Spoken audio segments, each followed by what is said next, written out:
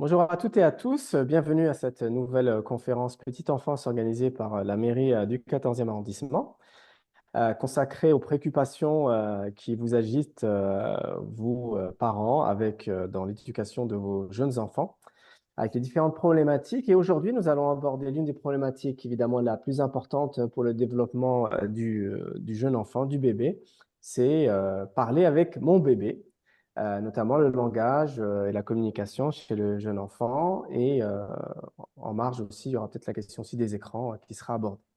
Et donc pour cela, je remercie le réseau de santé périnatale parisien qui nous permet, qui est un partenaire essentiel pour organiser ces conférences. Je remercie donc notre invitée du jour qui nous rejoint pour la première fois, Madame Sonia Barna. Vous êtes psychomotricienne depuis 20 ans.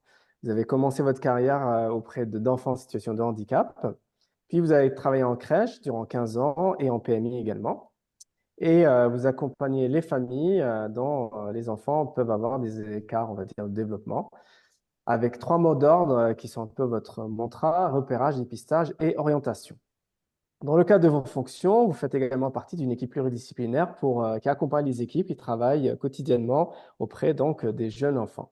Vous êtes spécialisé dans le développement psychomoteur, le langage du jeune enfant et les risques de surexposition aux écrans et leurs alternatives, un sujet d'ailleurs dont on parle de plus en plus aujourd'hui et c'est très bien. Juste avant de conclure cette brève introduction, je vous rappelle, chers parents, que la prochaine conférence aura lieu le 5 juin autour du thème de la santé et de l'environnement en lien avec la périnatalité, puis le 12 juin autour du soutien à la parentalité des papas et des futurs papas. Donc, nous avons la joie d'en avoir aujourd'hui d'ailleurs. Pour conclure, donc, n'hésitez pas à faire tourner l'information de ces conférences-là que vous pouvez retrouver en replay sur le compte YouTube de la mairie du 14e arrondissement. Donc, Madame Barna, je vous laisse la parole et la main pour une petite heure ou un peu plus de conférence autour du langage avec le bébé. Merci beaucoup. Merci à vous. Je vous en Merci prie. beaucoup pour cette présentation. Donc oui, ravi de vous rejoindre pour cette conférence autour de l'émergence en fait et le développement du langage du jeune enfant. Et effectivement, on passera un petit temps parce que je crois que c'est une problématique centrale, une question même de santé publique sur la question des écrans dès le plus jeune âge et leur maîtrise dans le temps de vie du tout petit bébé. Donc, on peut démarrer la présentation. Je vous invite, donc pour les participantes et pour l'instant, du coup, que les participants, c'est assez exceptionnel, hein, on va dire, de ne pas hésiter à, voilà, à m'interrompre ou à noter vos questions. Alors, soit dans le chat, et puis Céline qui nous accompagne va pouvoir se faire le relais si besoin, mais sinon, vous pouvez aussi tout à fait, pour que ça soit vivant et interactif, ne pas hésiter à intervenir et à m'inviter à préciser si des choses ont besoin de l'être. Donc sur ce temps, alors moi je suis psychomotricienne, effectivement je ne suis pas orthophoniste, donc mon champ de compétence est vraiment sur la question du langage au sens large et il ne s'agit pas seulement du langage verbal, parce qu'effectivement ben, l'enfant, le jeune enfant, particulièrement jusqu'à 6 ans, encore plus jusqu'à ses 3 ans, eh bien son langage il se fait en premier lieu évidemment sur le plan corporel, que l'enfant il est dans une globalité en fait de son développement et que ce qui est intéressant de voir c'est vraiment comment le langage global, même chez l'adulte d'ailleurs, qui reste principalement infra et paraverbal, se développe chez le jeune enfant, d'abord grâce au développement de ce que j'appelle sa sensorie psychomotricité, c'est-à-dire voilà, son appréhension, son intégration du monde qui l'environne.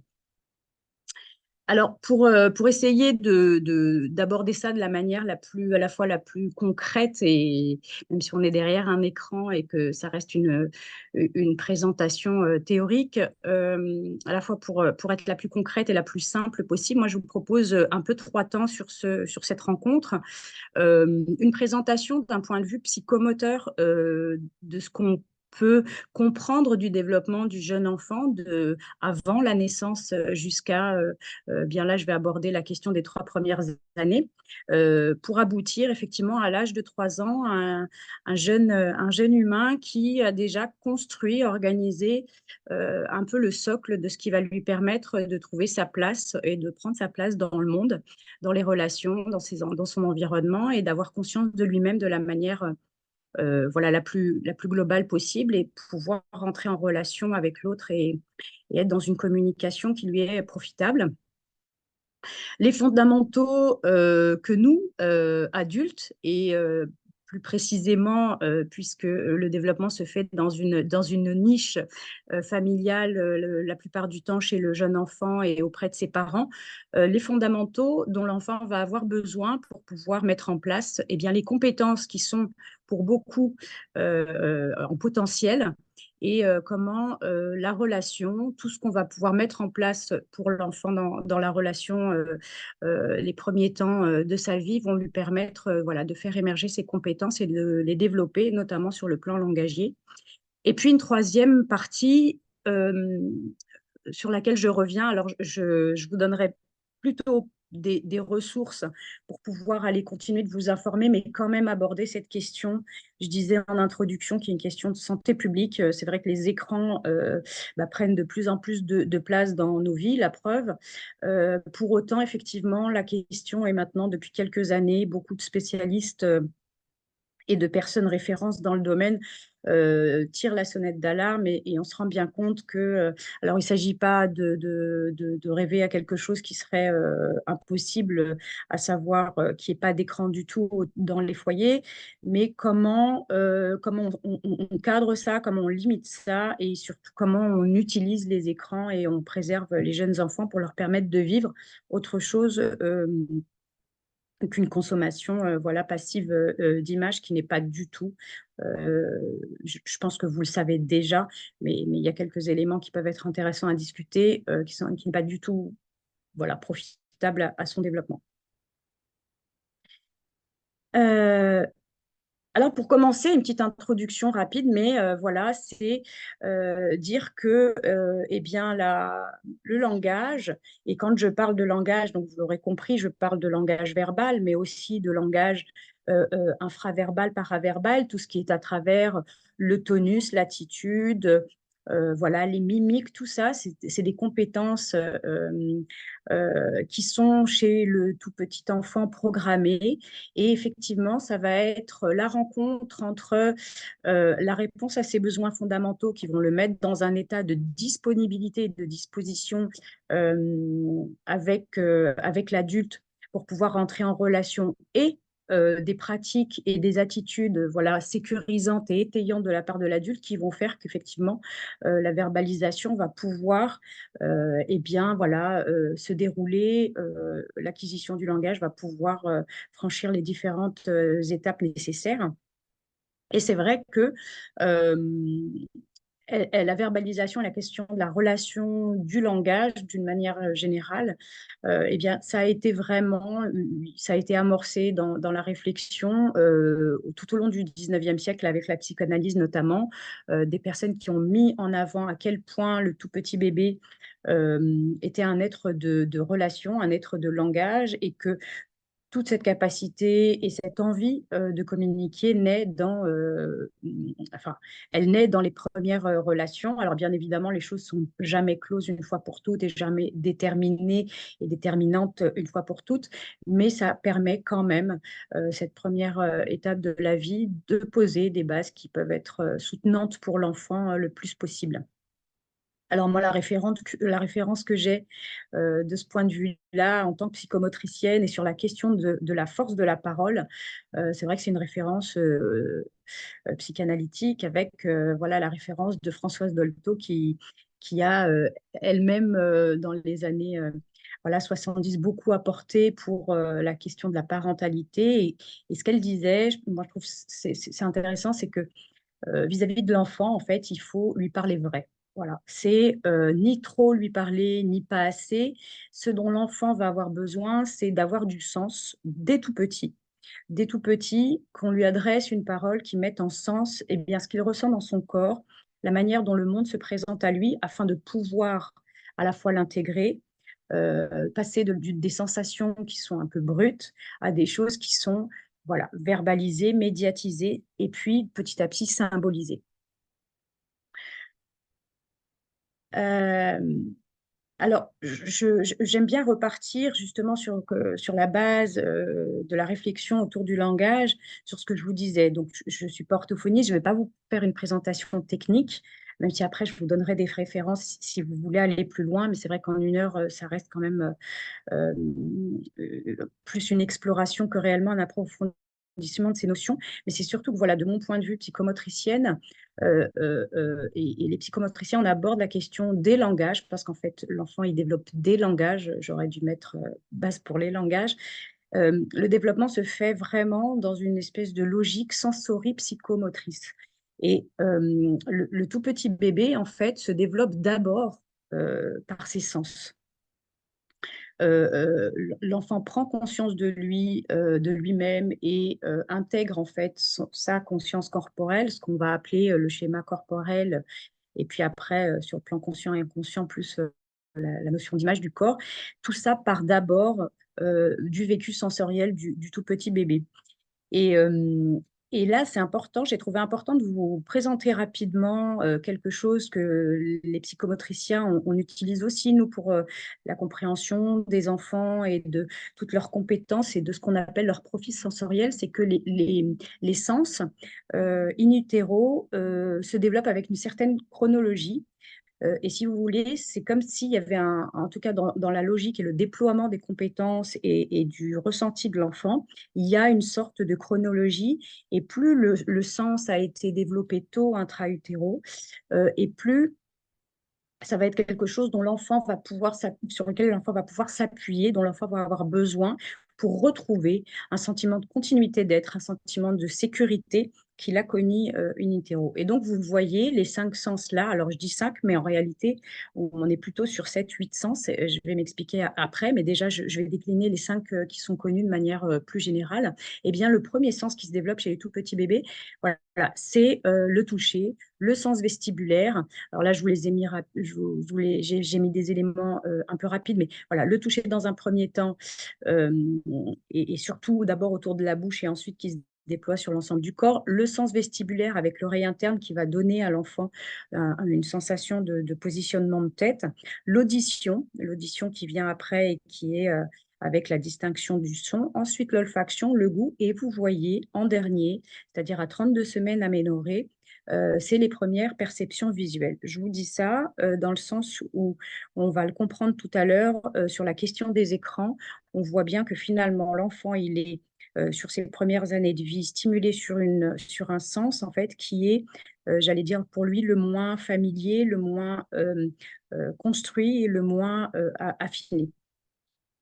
Je vous disais, il y avait d'autres sens et qui sont hyper importants du point de vue du développement de l'enfant, notamment la proprioception. La proprioception, c'est la conscience que va développer l'enfant en fait, de ses mouvements, de ses postures, de ses positionnements dans l'espace. Et c'est quelque chose de très important les premières années de vie, puisque la proprioception, elle est développée, affinée, consolidée à travers le mouvement. Et c'est un un sens qui est très, très inconscient, beaucoup plus inconscient que les autres, tout comme l'interoception. L'interoception, c'est les organes internes, mais la proprioception, vous comprenez bien que dans le développement du jeune enfant, jusqu'à ce qu'il puisse marcher de manière autonome à 3 ans, tourner sur lui-même et être complètement organisé dans l'espace, c'est un sens qui a besoin d'être beaucoup stimulé. Et d'ailleurs, on le sait, on le voit, les enfants sont dans un développement donc, psychomoteur, c'est-à-dire global, dans le mouvement. Et c'est ça qui est important de comprendre aussi. Et donc, l'enfant, quand il est intra-utéro, eh bien, il est avec ces sens-là, ils sont en développement, mais ils sont dans quelque chose qu'on appelle une sorte d'homéostasie, c'est-à-dire que l'enfant, dans le ventre de sa maman, eh bien, il n'a pas de besoin physiologique non satisfait. Donc, il est dans quelque chose d'extrêmement sécure, d'extrêmement stable. Et ce que va représenter la naissance, c'est justement une rupture avec cette sécurité et cette continuité, en fait, qu'il a intra-utéro et qui va créer le sentiment de dépendance. Un tout petit enfant, voilà, à partir du moment où il vient au monde, et bien voilà, il doit désormais, son corps doit s'adapter à la gravité, à la respiration aérienne, il doit s'alimenter, etc., etc. Et donc, c'est en fait tous ces sens-là vont être les éléments qui vont venir être d'une certaine manière le baromètre à ce petit bébé pour pouvoir répondre à ses besoins fondamentaux.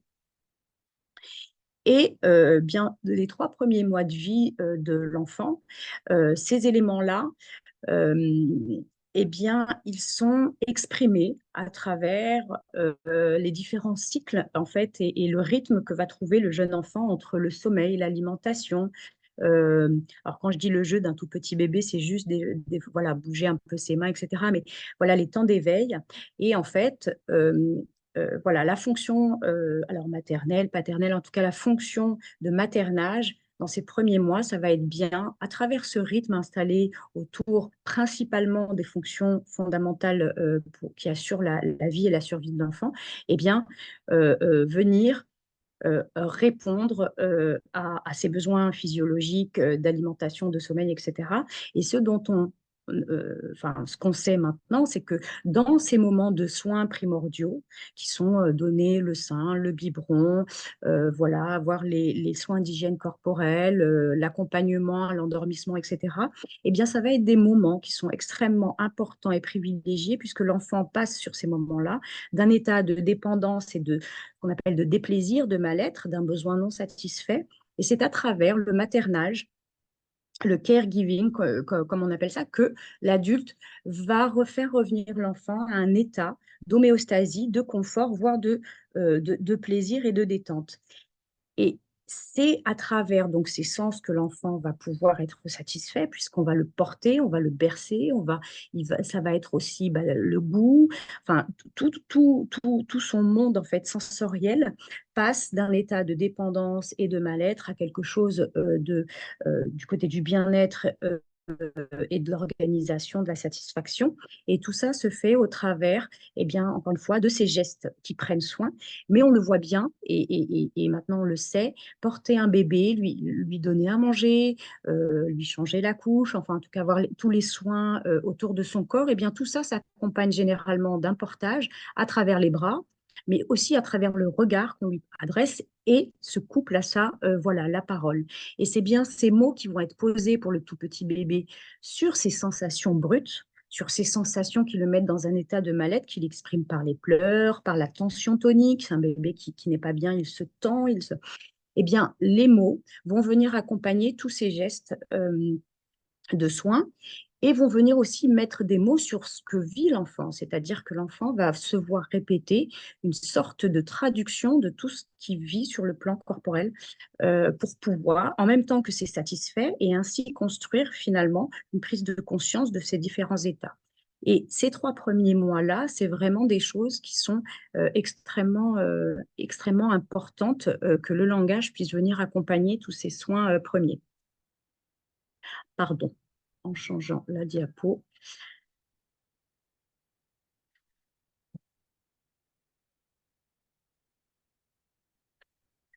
Euh, je vais la remettre, pardon.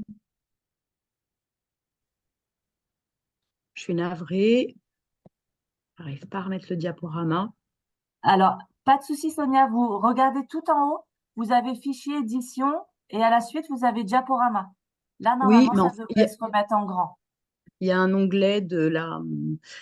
Il y a un onglet en fait de la réunion qui m'obture tout le champ en fait. Donc, D'accord, alors faites échappe. ouais, je vais faire comme ça. Voilà. Ça vous permet, les participants, peut-être s'il y a des questions, de ne pas hésiter à les poser. Alors là, par contre, on n'a que la moitié de l'écran qui est visible. Ah, alors attendez, je reviens. Oui, effectivement. Je vais y arriver. Pas de souci, c'est les aléas du direct. Ça devrait aller, là, c'est bon. Là, c'est bon, vous allez reprendre. Et là, Voilà, c'est super. C'est super, merci. compris.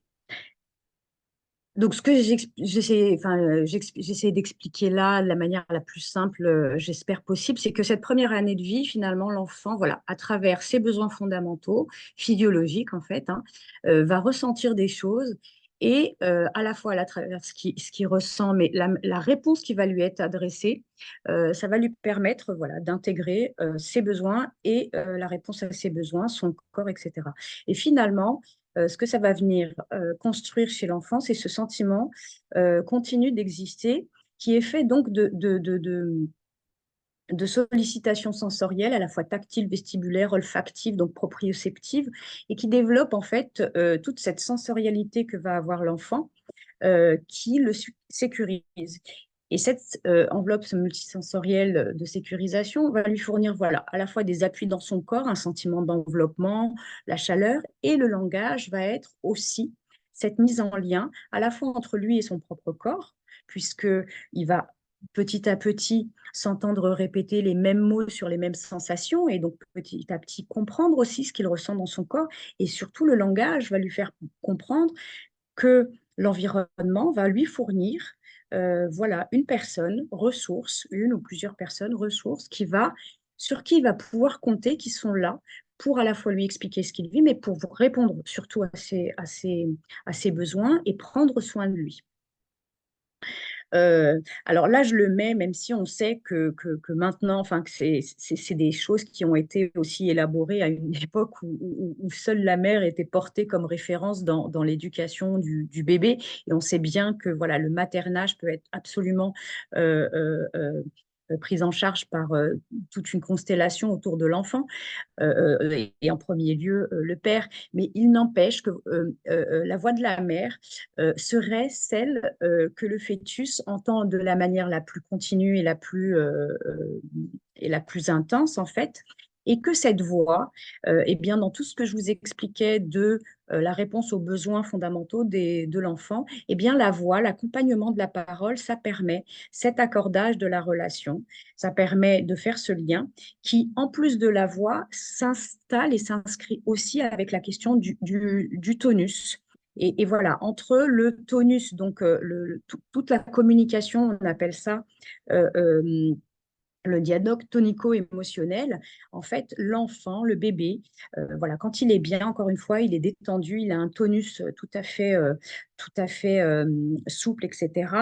Et à contrario, quand il a faim, quand il est douloureux, quand il manque de sommeil, etc., etc., eh bien, l'enfant se tend. C'est une réaction absolument, enfin, voilà, c'est des sources psychoneurologiques, hein, enfin voilà, c'est à la fois, enfin c'est très déterminé, très neurologique tout ça, et donc il y a une espèce de tension corporelle qui fait que l'enfant va exprimer, va démontrer à la fois par son tonus, mais par ses pleurs, par ses cris, etc., son mal-être auquel l'adulte répond. Ce qui est important dans cette sensation aussi de continuer d'exister, c'est justement que la réponse la plus précoce possible à un bébé qui exprime un mal-être, c'est de pouvoir le faire sortir dans cet état de tension corporelle. Parce que ce qu'on sait, c'est que quand l'enfant, le corps de l'enfant est très tendu, etc., en fait, ça coupe un certain nombre de capacités. En fait, à ce moment-là, il n'est pas disponible pour déployer son ressenti précisément, pour faire autre chose. Et donc, l'importance d'intervenir de la manière la plus précoce, en tout cas pour les 3 premiers mois, c'est vraiment quelque chose d'extrêmement important, ne pas laisser un bébé pleurer, etc. Parce qu'à la fois, dans son corps, on ne le laisse pas s'installer et s'imprimer dans cet état de tension, mais surtout, voilà, il a une réponse et une parole qui lui est adressée pour le faire sortir de ce sentiment-là. Et alors, je pense que pour ceux et celles qui sont déjà parents, c'est quelque chose de connu et d'éprouvé, mais et puis c'est quelque chose pour le coup qui est dans un savoir-faire ancestral, mais voilà, la manière de rassurer des bébés, eh bien, de partout, on a développé un savoir-faire qui s'appelle, voilà, c'est les berceuses, c'est porter un enfant, le bercer, donc lui stimuler, vous voyez, son sens vestibulaire, donc son enveloppe, mais c'est aussi chanter, l'envelopper sur le plan aussi sonore, parce qu'encore une fois, si vous vous souvenez de comment se déploient les sens, voilà, un enfant, il est d'abord sensible au toucher, il est sensible à l'aspect sonore, il est sensible à l'aspect vestibulaire de la manière la plus archaïque, j'allais dire, possible. Et c'est vrai que là-dessus, quand sont mises en place les berceuses et les chants, c'est des choses qui permettent à l'enfant de retrouver un sentiment de sécurité. Et là, on voit bien que l'air de rien, toutes ces chansons et toutes ces paroles qui lui sont adressées peuvent s'inscrire en lui dans des moments où justement on a pris soin de lui, où il a été source d'une attention, source d'une voilà, d'actes et de paroles dont il est le centre. Là, je vous ai mis un petit bout de plaquette de quelque chose qui a été fait par les psychomotriciens de Paris il y a quelques années. Alors, j'en ai pris juste une partie, et puisque là, je m'adresse voilà, aux parents du 14e de la ville de Paris. Le langage verbal, la parole, c'est important. Donc, dans cette première année, c'est qu'on verbalise à l'enfant ce qu'il ressent. Et on lui verbalise qu'on est là, tout simplement, déjà en le verbalisant. Et que tout ça va faire le lit du développement aussi, de la capacité de l'enfant à comprendre ses émotions. Parce qu'en fait, les émotions, elles s'appuient sur des sensations, sur une façon de sentir son corps, etc. Et le fait de pouvoir, dès précocement, accompagner l'enfant dans l'identification de ses ressentis, les tensions dans lesquelles il est, les sensations qu'il vit à travers nos propre façon d'être, avec notre tension, la voix, les mimiques. Cette manière de mettre des mots sur les ressentis corporels, c'est ce qui va permettre à l'enfant de faire cette concordance entre le champ sensoriel et le champ de plus en plus symbolique. Et c'est une manière aussi d'aider l'enfant à réguler ses émotions, puisqu'encore une fois, comme je vous le disais, on parle, on met des mots, et en même temps qu'on fait ça avec un tout petit bébé, on le porte, on le regarde, etc. Et que ça c'est ce qu'on appelle, par rapport à l'acquisition de ce que par ailleurs on appelle la gestion des émotions, la régulation des émotions, et bien c'est déjà le faire avec l'enfant, le faire pour l'enfant, et petit à petit, dans cette co-régulation, l'enfant va pouvoir répéter aussi ce qu'il a pu vivre auprès de l'enfant, auprès de l'adulte, pardon, qui prenait en compte ses ressentis et ses émotions, et qui a pu mettre des mots dessus. Donc, c'est vraiment aussi le socle de ce que par ailleurs, aujourd'hui, on appelle beaucoup les compétences psychosociales, c'est-à-dire la conscience de soi, la conscience de l'autre. Ça passe aussi par un enfant qui a reçu cette attention et les mots sur ce que lui était en train de vivre. La seconde année, alors là où la première année, c'était vraiment le sentir un peu brut. Alors même si sur la fin de la première année, l'enfant commence à se déplacer, hein, évidemment, j'ai pas parlé, j'ai pas fait le lien avec le développement psychomoteur, et notamment sur le plan des déplacements, mais effectivement, à partir du 9e mois, l'enfant va commencer à se déplacer d'abord au sol, et puis petit à petit va pouvoir se verticaliser, puis accéder à la marche. Euh, Certains entre 1 et 2 ans, en fait, hein, mais effectivement, cette deuxième année, elle a ça de principal que euh, à ces mouvements qui restent très proximaux la première année, parce que l'enfant ne se déplace pas, c'est vrai que l'enfant va acquérir, grâce à la maturation neurologique et à l'expérience, hein, au fait d'avoir une motricité la plus libre possible, le fait d'avoir pu apprendre à se déplacer seul, à changer, à développer ses postures de manière autonome, eh bien l'enfant va bouger. Et il va explorer, il va se déplacer encore une fois, d'abord en rampant, enfin même en se tractant d'abord, ensuite peut-être passer par un rampé, le quatre pattes, marcher avec des appuis. En tout cas, l'enfant va vivre tout un tas de sensations dans son corps en lien avec cette motricité globale, cette motricité qui se déploie et qui est réellement à partir encore une fois, les 1 an, il y a quelque chose d'assez explosif sur le plan de la motricité. Eh bien, à ce moment-là, le langage et l'accompagnement verbal de l'adulte va être beaucoup non plus sur simplement ce qu'il ressent, mais ça va être aussi très couplé à ce qu'il fait. c'est mettre des mots sur sa manière d'être dans le monde et sa manière d'agir sur les mondes, et donc d'accompagner cette découverte, en fait, de mettre, encore une fois, des mots sur tout ce qu'il vit, y compris les chutes, y compris quand il a réussi à attraper un petit jouet, voilà, des choses très concrètes, mais qui lui permettent petit à petit de comprendre ce qu'il est en train de faire. Et évidemment, la parole aussi, à ce moment-là, pour l'enfant, c'est aussi une source de protection, puisque l'enfant n'a encore évidemment pas notion du danger. Et c'est d'ailleurs une notion qui va arriver beaucoup plus tard.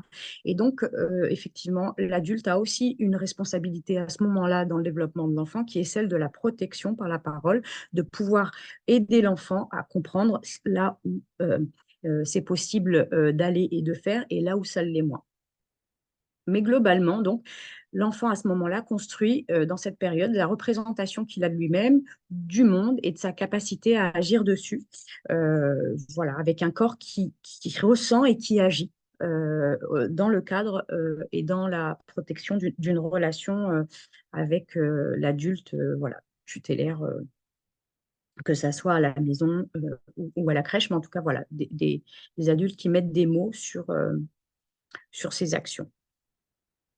Donc à ce moment-là, il s'agit effectivement eh bien, d'encourager l'exploration sensorielle et motrice, parce qu'en fait, plus l'enfant, et c'est en ça que je vous disais, les langages s'articulent forcément avec l'être au monde et donc l'aspect corporel de la vie, c'est que en encourageant l'exploration sensorielle et motrice, bah, plus l'enfant va vivre d'expériences et plus il va avoir envie de le partager, de l'exprimer, de le dire, de montrer, etc.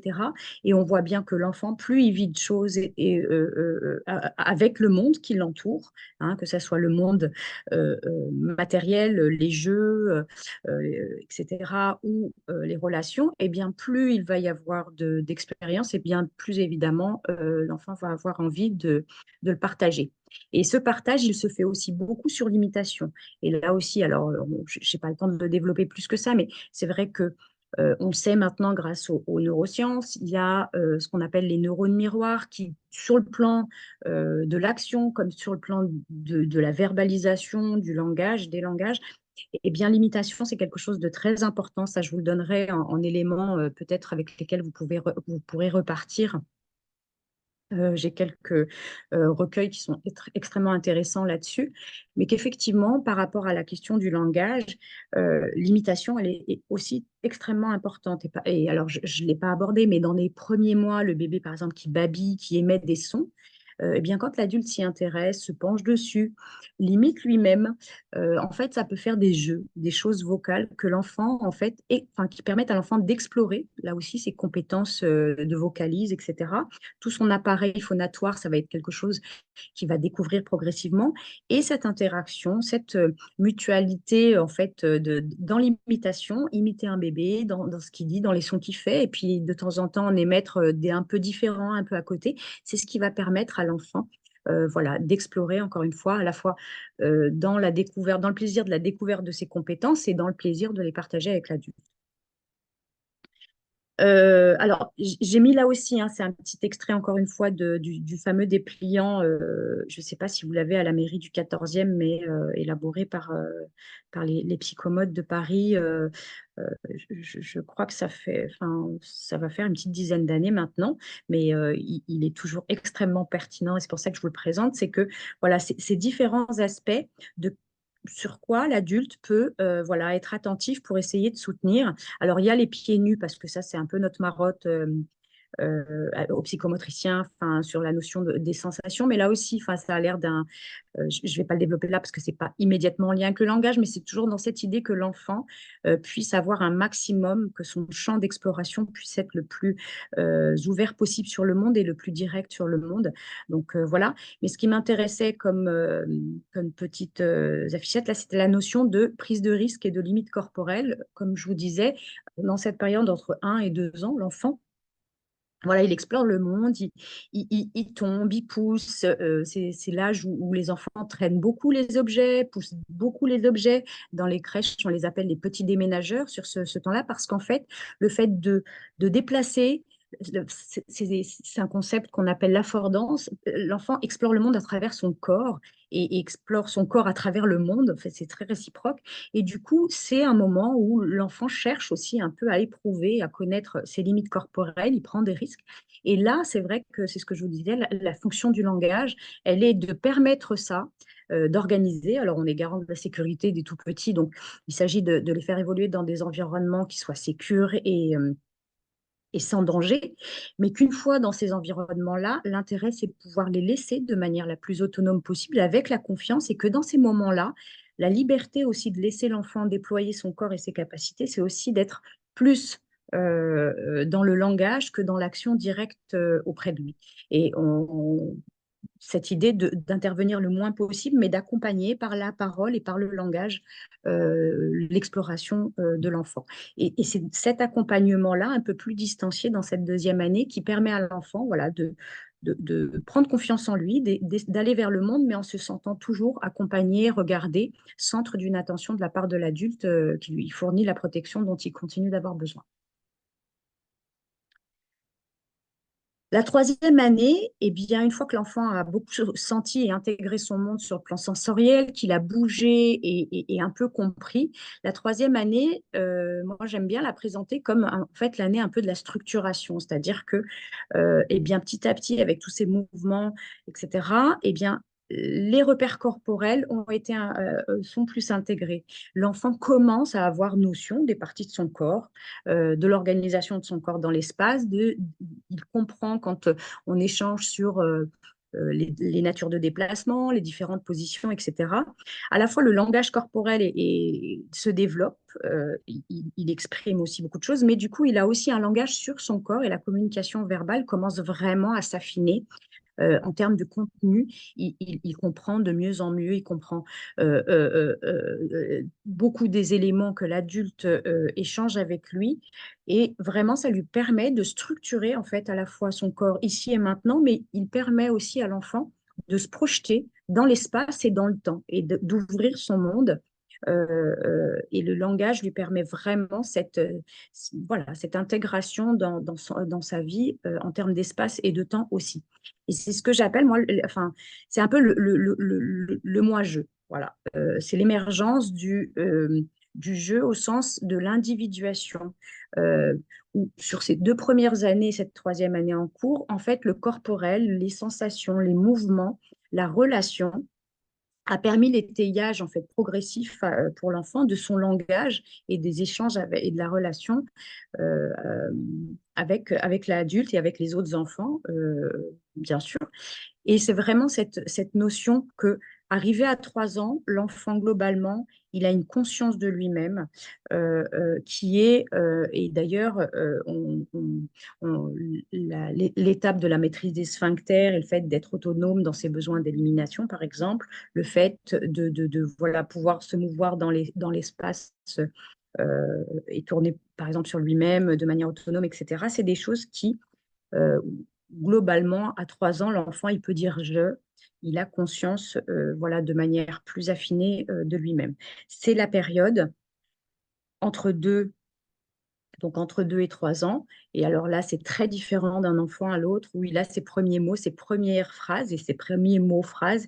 Il commence, ça dépend des enfants, mais à exprimer des pensées de lui-même et qu'il peut partager avec l'adulte.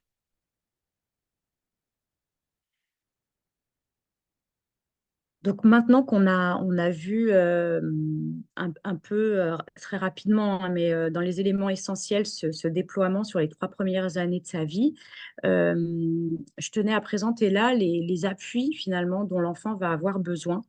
Euh, je l'ai déjà dit beaucoup, mais l'importance de la relation, c'est vrai que d'avoir cet adulte voilà, sur qui il peut compter pour lui traduire les sensations qu'il vit en s'étant centré sur l'enfant et sur ses besoins d'abord physiologiques, c'est ce qui va permettre à l'enfant donc de développer une conscience de lui-même et une connaissance. En fait, on met des mots sur son vécu et ça, c'est fondamental pour que l'enfant s'approprie le langage et puisse lui-même exprimer. Et d'ailleurs, il le fait sur le plan du langage verbal, mais il le fait aussi, et ça, je pense que voilà, les parents de jeunes enfants le voient. L'enfant, il exprime aussi des choses avec des mimiques, avec des réactions. Enfin, il y a quelque chose de, voilà, l'enfant s'approprie tout ce qu'on a pu poser, voilà, aussi sur ce qu'il nous a renvoyé quand il a vécu des choses. Ce langage dont il est le destinataire, en fait, lui permet de se sentir encouragé, de prendre confiance en lui, etc., etc. Et encore une fois, donc, les soins du corps, c'est vraiment ce qui a permis dans ces premiers temps l'étayage de cette psyché, de cette individualité.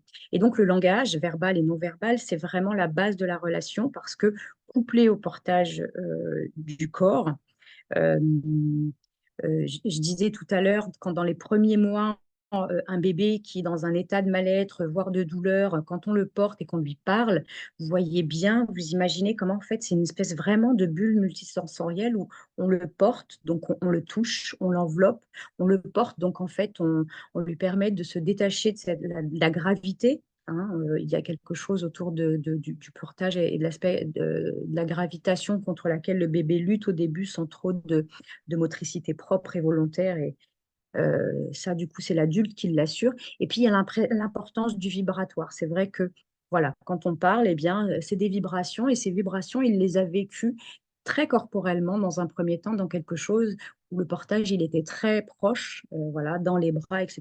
Les choses se distancient, mais il s'inscrit dans le corps de l'enfant. Malgré tout, ces paroles sont toujours accompagnées de cette vibration tonique, émotionnelle, etc. Alors, ce que j'ai mis là en tout bas, parce que quand voilà, je rencontre des parents et qu'on parle de tous ces éléments-là, il y a très, très vite cette crainte, en fait, que bah, mon enfant, c'est pas tout à fait comme ça, c'est pas encore, etc. Et c'est vrai qu'il est important, malgré tout, de se distancier, de réfléchir aux normes, en fait, parce que c'est vrai qu'on est dans une société qui valorise beaucoup la précocité, voilà, et qui compare beaucoup les enfants et leur rythme de développement.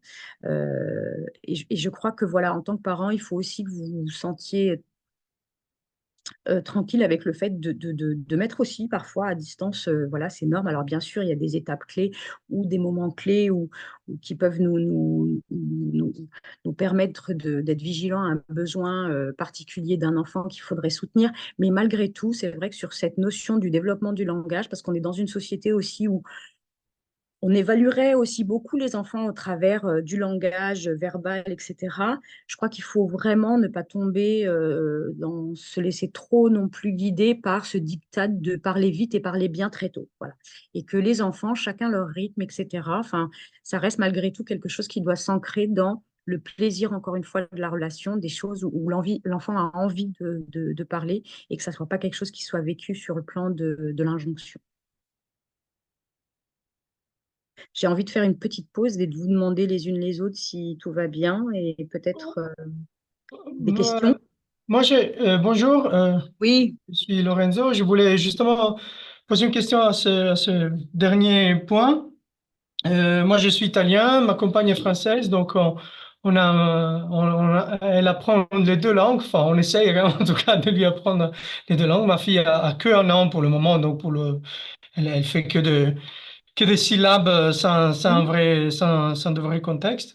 Voilà. Est-ce que moi j'avais entendu dire que dans le cas de bilinguisme, enfin de bilingue, d'enfants bilingues, normalement le développement du langage arrive plus tard. Est-ce que c'est vrai? Est-ce que vous pouvez être plus précis sur ça? oui, Sachant que, comme vous dites, j'ai bien compris qu'il faut que tous les enfants sont différents et il faut bien euh, faire un peu le part de ce que nous a dit. absolument. Merci pour votre question, Lorenzo. Je la garde parce qu'elle fait partie de mon déroulé, on y arrive.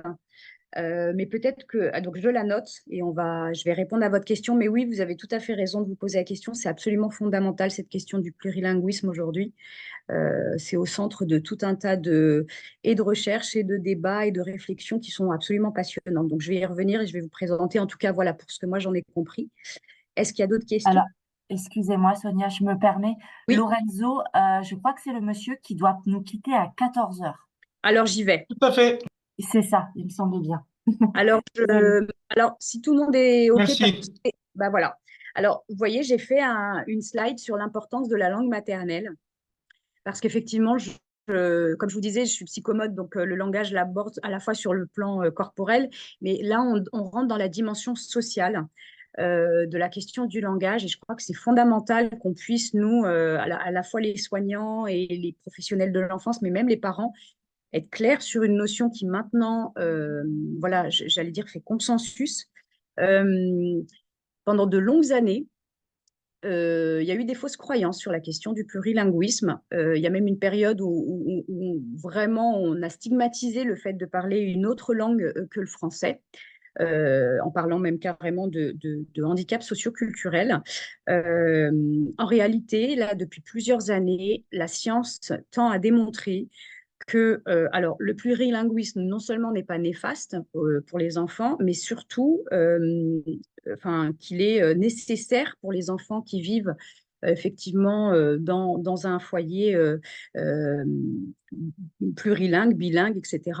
Mais c'est surtout que c'est aussi quelque chose qui est très important dans l'ancrage et la transmission sur le plan des besoins d'identification des jeunes enfants et de connaissance de transmission, en fait, de tout un tas d'éléments identitaires et de confiance aussi dans ce qui lui est transmis.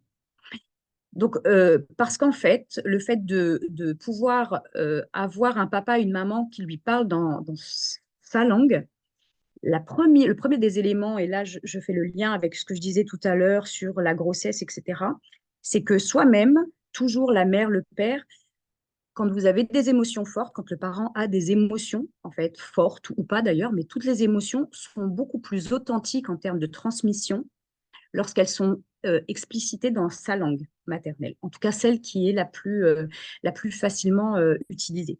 Et donc, il y a une sorte de proximité, et donc on s'était même rendu compte que les enfants dont les parents ne leur parlaient pas dans leur langue maternelle pour plein de raisons, eh bien, il y avait une rupture même, une mise à mal de ce lien parent-enfant. Donc, du point de vue de l'enfant, vous êtes garant quand vous lui parlez dans une langue qui vous est plus simple et plus authentique et plus profonde à vous, de lui parler dans quelque chose de plus authentique, première chose. Ça vient répondre ensuite à son besoin de sécurisation. Enfin, et du coup, pardon, c'est que ça vient répondre à son besoin de sécurisation, c'est-à-dire qu'une maman et un papa qui parlent de manière sécure et confiante, souple dans sa langue est plus sécurisant que quelqu'un qui réfléchit intellectuellement aux mots qu'il va utiliser pour telle ou telle chose. Ça répond à un besoin, et ça, c'est des besoins fondamentaux des enfants. C'est le besoin donc de sécurisation, je viens de l'expliquer, de l'appartenance, parce que là aussi, la langue qu'on parle, eh bien, on s'affilie, enfin, on est lié, voilà, à un groupe d'appartenance, et ça, c'est important. Et de reconnaissance. Plus tard, ça, je mets reconnaissance parce qu'effectivement, après, dans les instances de socialisation qui ne sont pas la famille, qui viennent après, le fait de reconnaître toutes les langues maternelles et sans hiérarchie, sans distinction, la langue maternelle, c'est quelque chose qui est hyper important dans la construction de l'enfant et dans la considération de sa place sociale. Là où vous avez raison, Lorenzo, de poser la question, c'est que, et pourquoi on a longtemps pensé que c'était néfaste, c'est qu'un enfant qui intègre deux systèmes de référence linguistique différents, ou plus, trois, il y a des enfants qui sont, eh bien, ce qui a pu être démontré, c'est que du coup, c'est l'expression, donc pour l'enfant, la verbalisation, qui est retardée. C'est-à-dire que l'émergence de la parole est un peu décalée quand l'enfant apprend une ou plusieurs langues parce qu'en fait, il a des systèmes de référence différents. Et donc, en gros, c'est comme s'il l'intégrait, il l'intériorisait pendant plus longtemps parce qu'il y a tout un travail de mise en concordance et de mise en logique et en cohérence qui prend plus de temps que quand on n'a qu'une seule langue. Et dernier élément, moi que j'aime bien partager, c'est que du coup, on sait aussi maintenant que le plurilinguisme, c'est un atout.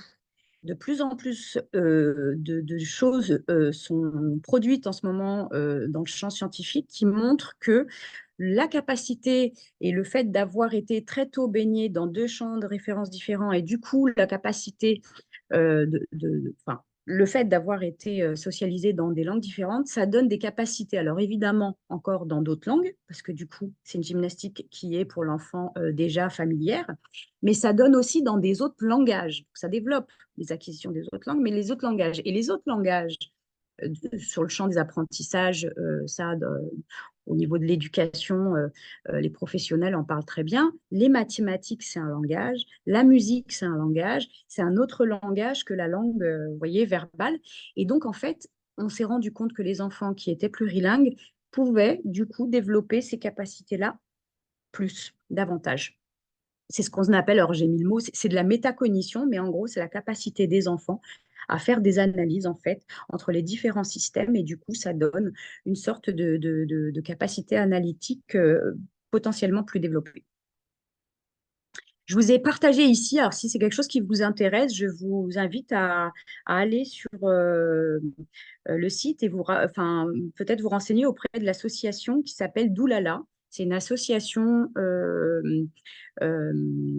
Doulala, ça veut dire d'une langue à l'autre, qui fait la promotion en fait du plurilinguisme depuis des années. Voilà, ils sont pas loin, hein, ils sont à Montreuil et ils ont démontré, il y a tout un tas d'outils qu'ils ont développés, notamment dans les livres, dans des kamishibai plurilingues, des choses comme ça. Ça, c'était beaucoup pour les crèches. Mais c'est vrai ils ont aussi tout un travail, un peu une sorte de plaidoyer autour de quels sont les atouts en fait du plurilinguisme. Et là, par exemple, je vous partage une affiche qu'ils ont fait et qui explique voilà, comment on comprend maintenant l'intérêt de parler plusieurs langues aux enfants, y compris aux enfants qui, a priori, sont monolingues parce qu'ils sont dans un foyer où on n'a parlé qu'une seule langue, même si plus tard, à la crèche, à l'école, ils découvrent d'autres langues de manière très précoce, c'est toujours quelque chose d'extrêmement intéressant. Alors, j'enfonce un peu des portes ouvertes parce que maintenant, tout ça, on le dit, mais c'est vrai que dès la petite enfance, c'est important de pouvoir y réfléchir. Merci d'avoir fait cette déviation de votre présentation. Moi, je dois vous quitter. Est-ce qu'il y a la possibilité de voir la suite enregistrée dans un lien? Je crois que ça va être enregistré, oui. Très Alors bien. oui, ce sera mis sur YouTube dès demain. Normalement, demain dans la journée, je vais vous partager le lien là dans le Parfait. chat et vous allez voir. Sinon, vous tapez dans YouTube Mairie 14 et vous aurez toutes les vidéos et vous aurez du coup tous les replays. Parfait. Merci beaucoup. Merci. Désolé de vous quitter. Au revoir. J'espère que ça a répondu à vos questions, Lorenzo. Absolument. Oui, oui, oui. Bien. Absolument. Merci. Au revoir, Belle merci à journée, vous. Mais je me rends compte qu'il faut qu'effectivement, peut-être, j'accélère, non, Caroline?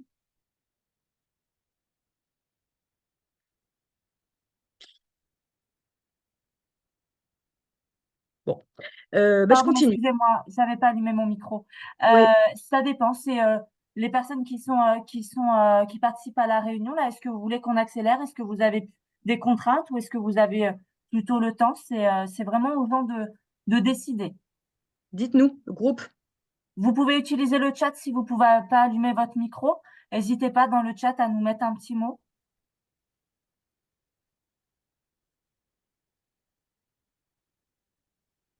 Bah, écoutez, je pense continuer comme Ouais, je faut continue à votre script. lancer, Sonia, et je pense qu'il n'y a Ok, pas il y a pas de souci. Merci. merci à vous. Du coup, pour synthétiser un peu cette idée sur les fondamentaux finalement de quoi l'enfant a besoin et qu'est-ce que l'adulte, c'est vraiment comprendre que finalement, le langage, il a comme support, enfin, c'est le support de la pensée et de l'agir. Et c'est vrai que c'est parce que l'enfant, on lui permet de comprendre et de prendre la distance et de s'approprier aussi, hein, de connaître ses besoins, de tout ce qu'il vit.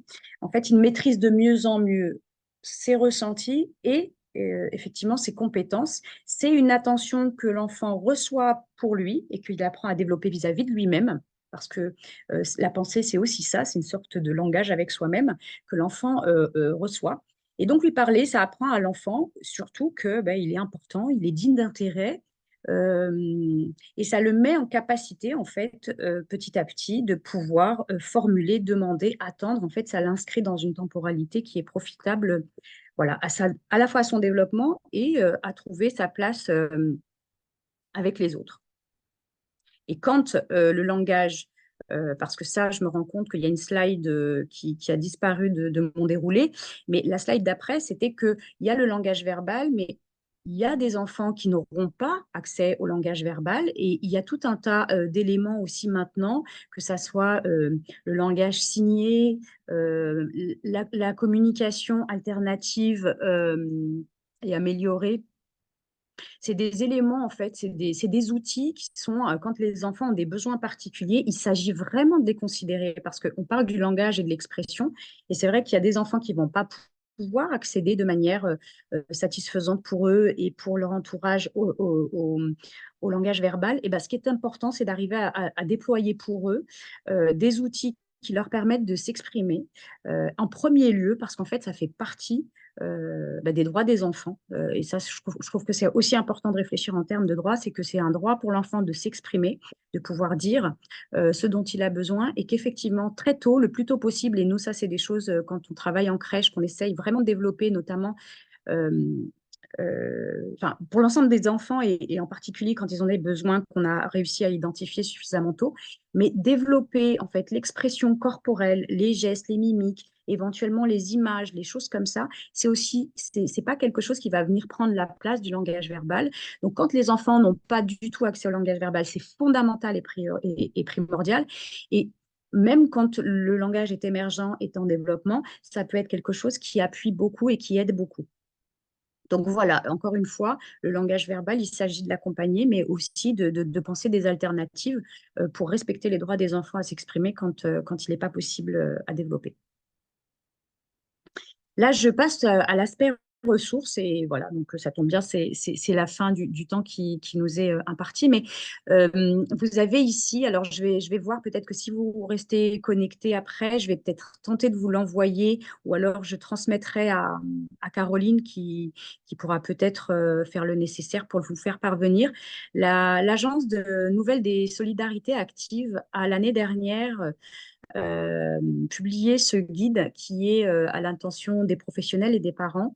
Il est très bien fait parce que, comme je vous disais, moi, je ne suis pas orthophoniste et je trouvais important de vraiment aborder les choses de manière globale. Mais dans cet ouvrage-là, vous allez trouver vraiment des appuis plus techniques, entre guillemets, en tout cas des repères plus chronologiques, etc., en termes de fenêtres de développement, des choses comme ça, et du coup, qui vont vous donner, si ça vous intéresse, des éléments pour pouvoir réfléchir à tout ça. Je vous ai mis là juste, je ne sais pas si ça se voit bien, mais voyez, à l'intérieur, et en même temps, ça fait un peu la synthèse, mais en gros, ça donne un peu les périodes clés et puis les différentes étapes par rapport à, à la fois ses besoins, ses compétences et du coup la manière dont l'adulte va pouvoir s'ajuster à ces différentes périodes. Donc, vous voyez, il est fait comme ça à l'intérieur. Le livret, je le trouve, il est fait par deux orthophonistes qui ont travaillé pour l'ANSA et vraiment, c'est de très grande qualité. Donc, je transmettrai Caroline les références. Il est très facilement trouvable, hein.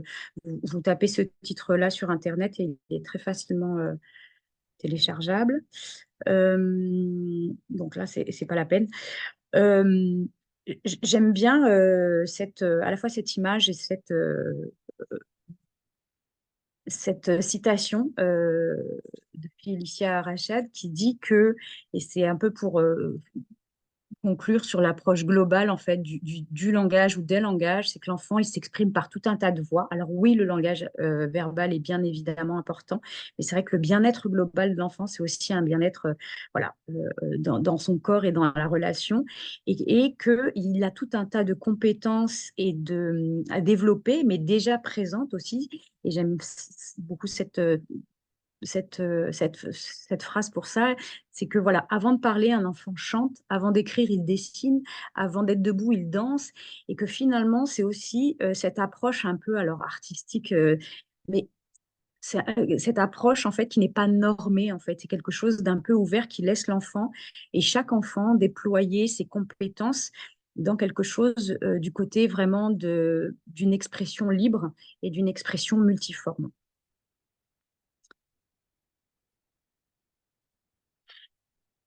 Et pour la fin la notion des écrans qui, à mon sens, en tant que psychomotricienne, voilà, ça fait 5 ans que je travaille en PMI et je le constate, on le constate en crèche, on le constate dans les écoles. Voilà, les écrans, encore une fois, c'est un véritable danger pour le développement du tout jeune enfant. Là où je voulais en reparler, c'est que, et à la toute fin de cette présentation, c'est que vous voyez, vous vous souvenez sur la question des sens. En fait, tout le temps qu'un bébé ou un jeune enfant passe devant un écran, il stimule exclusivement la vision. Il est capté, hypnotisé, même disent certains spécialistes, par l'image. Et du coup, vous comprenez bien que tout ce temps passé, c'est une mise en veille de tous les autres sens. Et ça, c'est vraiment quelque chose du point de vue du développement de l'enfant d'extrêmement risqué. Tout ce temps passé à ne pas développer sa proprioception, son sens de l'équilibre, ses mains, la motricité fine, le fait voilà, de juste jouer avec n'importe quoi, d'être en relation, de parler avec l'autre, etc. C'est des choses qui vont, isoler l'enfant, mais surtout mettre en veille son développement, encore une fois, psychomoteur. Et donc, d'où cette vigilance de toutes les personnes qui travaillent sur ces questions depuis plusieurs années maintenant, de dire, voilà, avant 3 ans, pas d'écran. Vraiment, c'est quelque chose, l'enfant n'en a pas besoin. C'est vraiment quelque chose de compliqué. Après, on sait que, voilà, avec nos modes de vie, les choses sont plus ou moins simples. Il ne s'agit pas de culpabiliser, mais il s'agit déjà d'avoir conscience des risques et de pouvoir après vraiment affiner tout ça au plus proche des compétences en fait et de la fragilité du développement de l'enfant. Je vous ai partagé ici, je vous ai mis une affiche que je trouve pour ça extrêmement intéressante. Elle met en avant les risques et voilà les aspects un peu délétères par rapport au développement de l'enfant. Donc, je ne vais pas vous les énumérer parce qu'ils sont là, vous pouvez les retrouver, mais vous voyez, ça va de la question de la motricité à l'attachement, l'attention. Enfin, c'est vraiment tous les éléments clés dont l'enfant a besoin dans sa toute petite enfance, voilà, qui sont mis à mal par ce temps passé où l'enfant, pour le dire rapidement, en fait, quand un enfant donc, est devant un écran, à la fois il met en veille ses sens,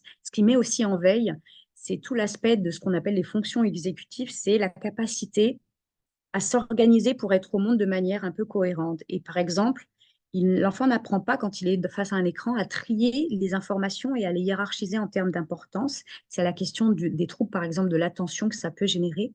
Parce qu'en fait, voilà, pendant ces 3 premières années, l'enfant, il est dans un environnement en 3D, multisensoriel, etc. Et que pour entrer dans un projet, alors ce que j'appelle projet, c'est un jeu, c'est mettre 3 cubes les uns au-dessus des autres, il apprend à se concentrer sur ça et que sur ça, à faire abstraction du reste, etc. On sait que quand un enfant est devant un écran trop longtemps, il n'apprend plus par lui-même. En fait, cette fonction-là n'est pas sollicitée. Il est fixé, encore une fois, hypnotisé, complètement absorbé par l'écran. Et toutes ces capacités d'organisation par rapport au monde et aux informations qui viennent du monde, en fait, c'est des choses qui ne se développent pas. Et donc, évidemment, vous l'avez vu, point 6 fondamental, le retard du langage et la question de l'attachement. On sait que c'est vraiment des choses qui peuvent entraîner des retards dans le langage, tout simplement déjà du fait que l'enfant passe moins de temps tout simplement dans la relation, en interaction et à échanger des mots. En fait, il entend, mais le fait d'entendre et de ne pas être engagé dans la relation et de répondre, de réfléchir avec l'adulte, avec les autres enfants, etc., être vraiment dans quelque chose où il construit et il est acteur, c'est des choses qui peuvent venir entraver le développement langagier. Donc ça, pardon, je ne l'ai pas dit, je reviens un peu en arrière. C'est un site que vous pouvez trouver, là aussi très intéressant, pour les informations à l'adresse des parents et des professionnels. Ça s'appelle Mpédia et cette affiche, en l'occurrence, elle est téléchargeable. Il y a aussi celle-ci qui est faite par alors, c'était le docteur Ozika, qui est Joe Ozika, qui est voilà, c'est une de celles qui a les premières lancé l'alerte sur les risques des écrans. Et là aussi, elle donne une sorte de mode d'emploi en disant qu'effectivement, ça relève de la responsabilité des adultes d'arriver à circonscrire le temps pour les enfants devant les écrans et surtout, je disais, des alternatives, c'est-à-dire trouver des manières d'être avec les enfants, de les occuper autrement que de cette manière-là. Parce qu'on le sait que c'est voilà, c'est assez facile il y a beaucoup de personnes qui parlent là maintenant des nouveaux babysitters que seraient les écrans, sauf que voilà, précisément, c'est pas sans risque et c'est pas sans perte de chance de développement pour l'enfant.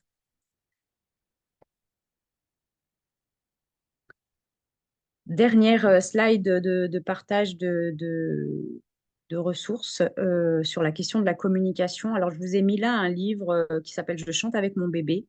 Et alors, dommage que Lorenzo soit parti parce que ça fait partie de ça. Mais en fait, c'est des berceuses et des chants du monde entier. Il est super cet ouvrage. Je crois malheureusement qu'il est en rupture, mais il existe maintenant dans la littérature enfantine tout un tas d'ouvrages qui sont dans la question du plurilinguisme et qui sont, voilà. Et c'est vrai que aller réexplorer en tant que jeune parent des éléments avec des berceuses, etc., des fois même des choses qui ont été transmises en famille, c'est vraiment des moments très profitables pour les tout petits bébés que d'avoir du langage dans ces moments privilégiés-là. Et puis là, je vous ai mis aussi en référence à un ouvrage qui s'appelle De quoi as-tu besoin? Et je trouve que c'est un ouvrage très, très, très précieux.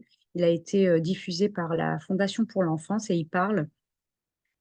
C'est des BD, donc il est assez simple à lire pour les adultes. Et c'est vrai que moi, je le trouve intéressant à la fois pour les parents comme pour les professionnels, où ça nous permet à nous, adultes, voilà, d'essayer de développer nos capacités voilà, d'empathie, de compréhension du langage du jeune enfant, de sa manière d'échanger avec nous et de comment nous ajuster à, à, voilà, une éducation qui soit faite dans le respect des droits de l'enfant. Encore une fois, je parle de ça, on parle de besoins et de droits, mais parce que vraiment, cette question de le langage de l'enfant, alors c'est une exigence de la société, mais c'est aussi un droit pour l'enfant de pouvoir exprimer ce qu'il vit, que ce soit par le langage verbal ou autrement.